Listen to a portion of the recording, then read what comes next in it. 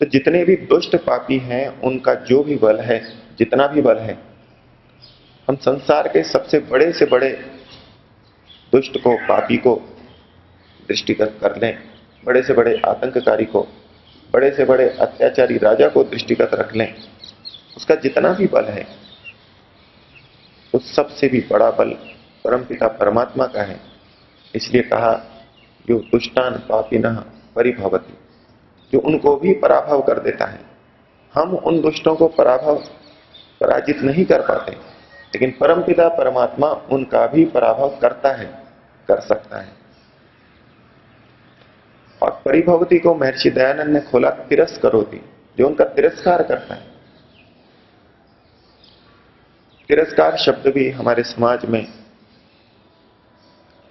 अपमान के अर्थ में प्रचलित है।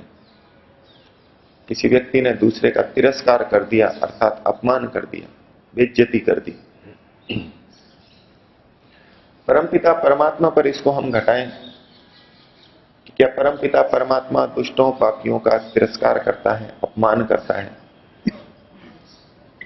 यदि हम तिरस्कार को निंदित अर्थ में लें, जिस तरह से हम सामान्य जन दूसरे का तिरस्कार करते हैं, हमारे मन में उसके प्रति कुछ आक्रोश रहता है, क्रोध रहता है, उसकी हानि की भावना रहती है, उसको नीचा दिखाने की भावना रहती है।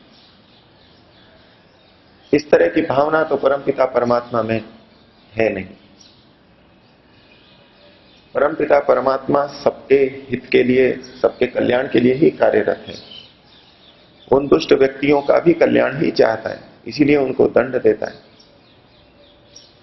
तो यहां तिरस्करोति का दूसरा अर्थ भी लिया जा सकता है, और यह अर्थ संस्कृत साहित्य में प्रचलित भी है।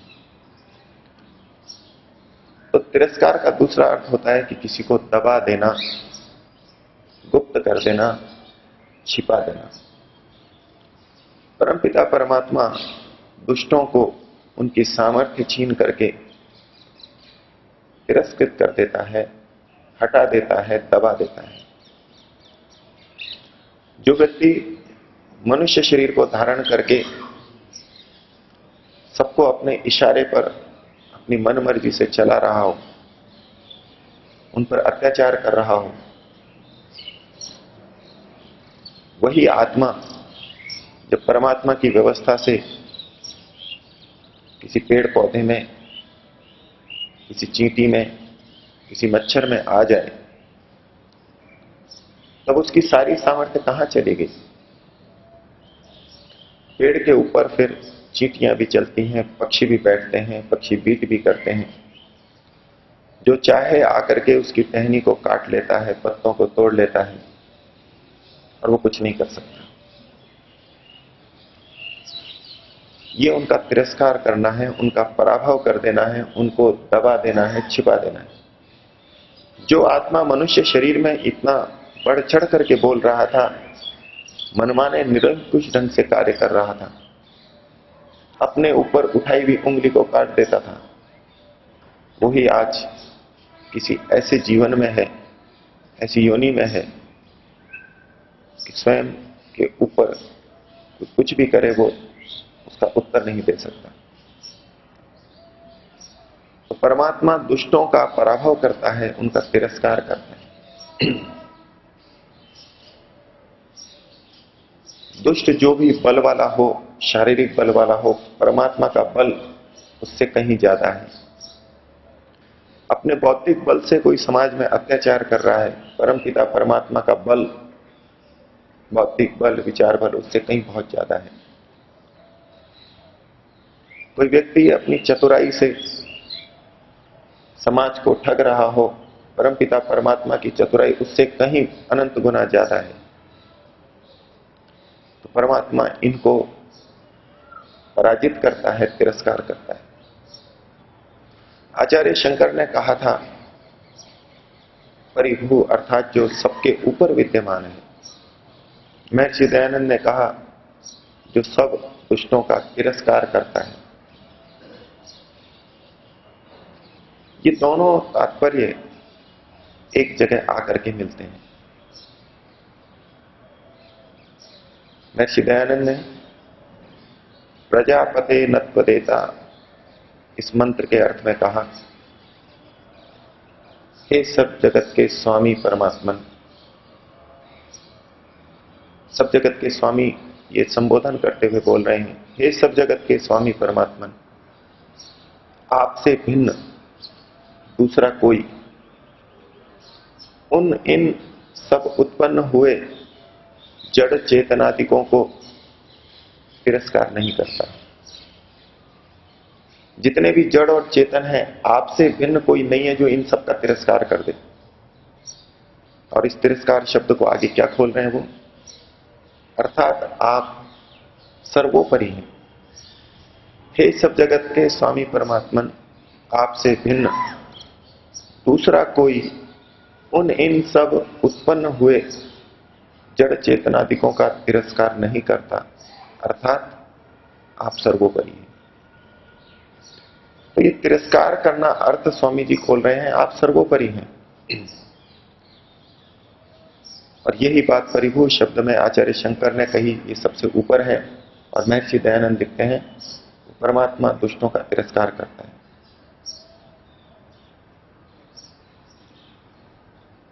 जिस प्रकार से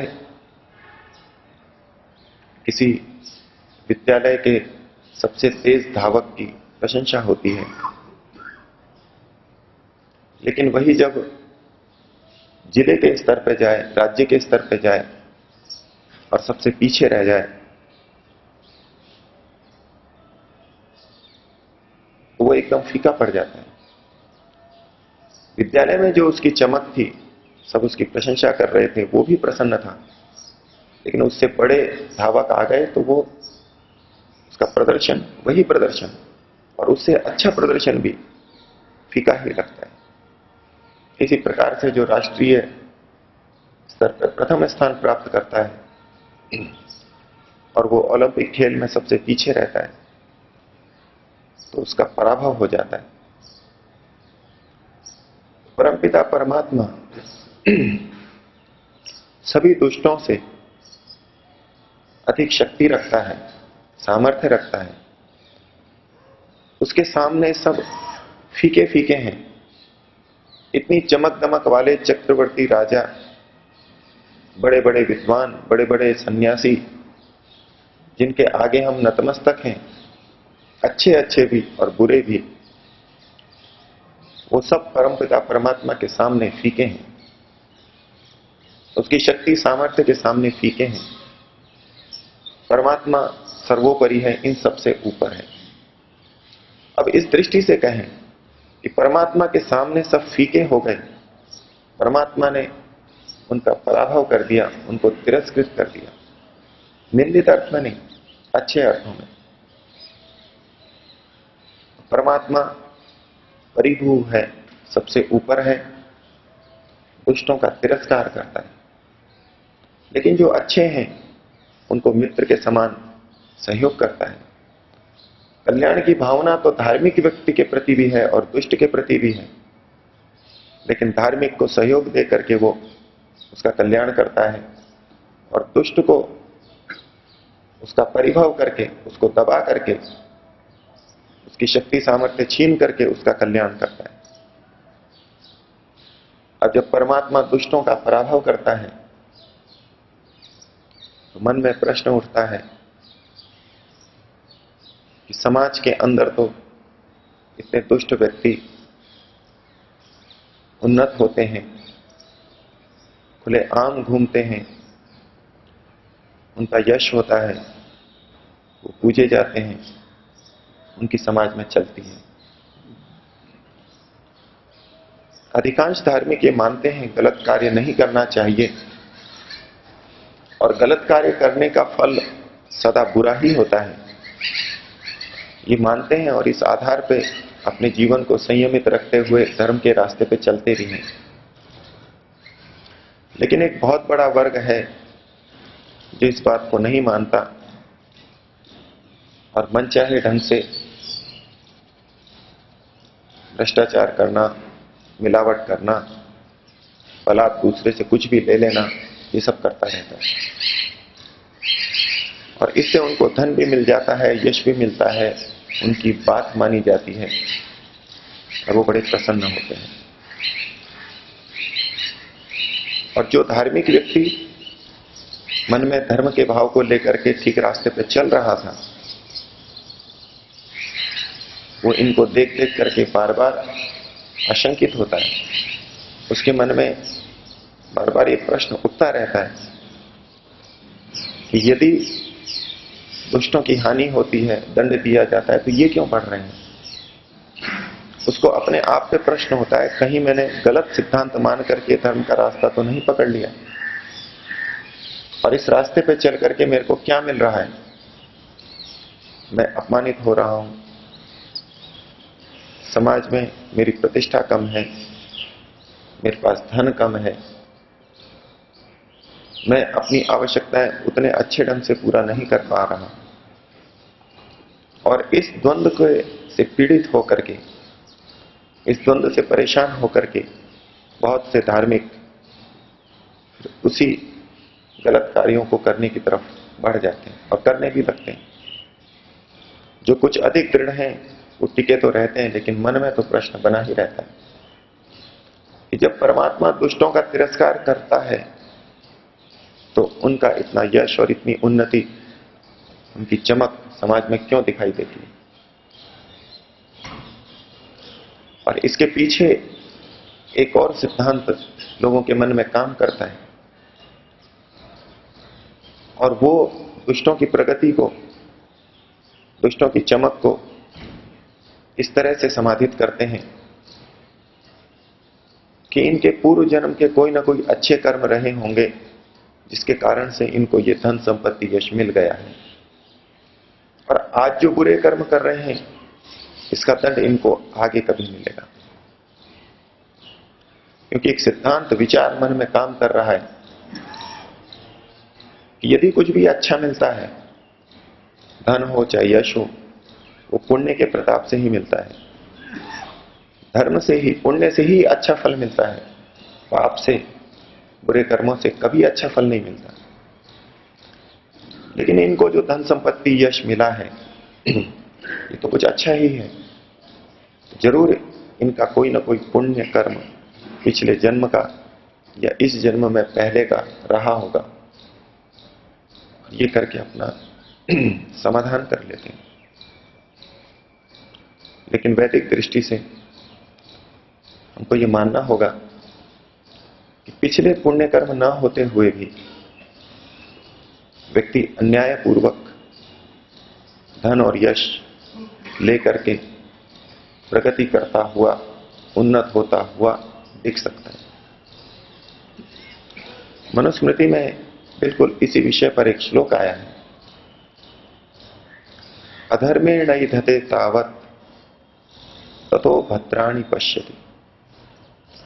अधर्मेण एधते, अधर्म से बढ़ता है व्यक्ति जब अधर्म करता है, बुरे कर्म करता है, रिश्वत ले रहा है, मिलावट कर रहा है, धोखा दे करके हल्की चीज ले रहा है, जेब काट रहा है, चोरी कर रहा है, ये सब अधर्म करके वो बढ़ता हुआ दिखता है, बढ़ता है, वो धन से भी बढ़ेगा, संपत्ति से बढ़ेगा, तो अधर्म से बढ़ता है व्यक्ति। अधर्मेण एधते तावत, और फिर कहा ततो भद्राणि पश्यति, फिर बहुत अच्छा अच्छा भद्र देखता है, वो बड़ा अच्छा लगता है, इतने रुपए मेरे पास आ गए, मेरी जेब में, मेरे घर पर दूरदर्शन आ गया, मेरे घर में कार आ गई, मेरे घर में वातानुकूलन लग गया, इतना अच्छा बंगला बन गया, लोग मेरे को नमस्ते कर रहे हैं, सब कुछ भद्र ही भद्र उसको दिखाई देगा। अधर्म से बढ़ेगा और बढ़ करके उसको अच्छा अच्छा दिखाई देगा, लोगों को भी लगेगा, और हो रहा है ऐसा ही। तो ऋषि का वचन है, अधर्मेण एधते तावत ततो भद्राणि पश्यति। लोग उसको पूछेंगे भी, बुलाएंगे भी, सब कुछ अच्छा अच्छा लगेगा। नकली दवाइयां दे दे करके करोड़ों रुपए कमा लिए, बहुत अच्छा लग रहा है, और लोक में प्रसिद्धि भी ये हो रही है कि ये दवाइयां बनाते हैं, लोगों का इलाज करते हैं, बीमारियां दूर करते हैं। बड़ा अच्छा परोपकार का कार्य है। लेकिन मनु अगली पंक्ति में कहते हैं, अधर्मेण एधते तावत ततो भद्राणि पश्यति। फिर और कहा, ततः सपत्नान जयति। अपने शत्रुओं को भी वो जीत लेता है, उसकी प्रसिद्धि इतनी होती है। और जब उसके पास धन का बल आ गया, उसकी पहुंच राजाओं तक हो गई, अधिकारियों तक हो गई, अपने धन के बल पर, यश के बल पर, तो अपने शत्रुओं का नाश करने लगता है वो। जो कोई उसके विरोध में आता है उसको दबा देता है, उसको अपने रास्ते से हटा देता है, उसको मार देता है। तथा सपत्नान जयति, ये और उसकी वृद्धि हो जाती है। और जब अपने शत्रुओं को, विरोधियों को हटाता है, कौन है उसके विरोधी? जो उसके गलत कार्यों को रोकते हैं, अर्थात अच्छे व्यक्ति, उनको हटा देता है वो, उन पर अन्याय करता है, यहां तक भी वो बढ़ जाता है। और ऐसा आज भी हो रहा है और पहले भी होता होगा। ऋषि ने भी वहां देखा तो श्लोक बनाया, तो तथा सपत्नान जयति। लेकिन फिर परिणाम क्या है, वो अंत में कहा, समूलम तु विनश्यति। इतना सब बढ़ करके भी, इतना सब अच्छा अच्छा अनुभव करते हुए भी, शत्रुओं को जीतते हुए भी, अंत में वो समूल नष्ट हो जाता है, समूल नष्ट हो जाता है। ये अधर्म का परिणाम है। तो ये जो हम समाधान मान करके चल लेते हैं कि आज जो अधर्म के कारण से बढ़ रहे हैं, अन्याय से बढ़ रहे हैं, ये इनके किसी पिछले शुभ कर्मों का फल है, नहीं। आज के बुरे कर्मों से भी ये अच्छे परिणाम आते हुए दिख सकते हैं, लेकिन अंतिम परिणाम उसका समूलोच्छेद होने वाला है। ये ईश्वरीय व्यवस्था से होता है। इस जन्म में भी हो सकता है और अगले जन्म में भी हो सकता है। तो ये जो समूल नाश करता है, ये परमपिता परमात्मा दुष्टों का तिरस्कार करता है, उनका पराभव करता है, और वो परिभू है, सबसे ऊपर है। ये विश्वास हर धार्मिक व्यक्ति के मन में होना चाहिए, दृढ़ता से होना चाहिए, और तभी वो धर्म के रास्ते पर चल सकता है। इसलिए परमात्मा ने मंत्र में अपना स्वरूप बताया कि मैं परिभू हूं, सबसे ऊपर हूं। तुम और किसी को सबसे ऊपर मत समझो, और मैं सब दुष्टों का पराभव कर देता हूं। तुम निश्चिंत रहो, अपने रास्ते पर, ठीक मार्ग पर बिना डिगे चलते रहो। हम परमात्मा के परिभू स्वरूप को मन में रख सकें और अपने ठीक रास्ते पर चल सकें, ऐसी भावना, ऐसी प्रार्थना करेंगे। 3 बार ओम का उच्चारण।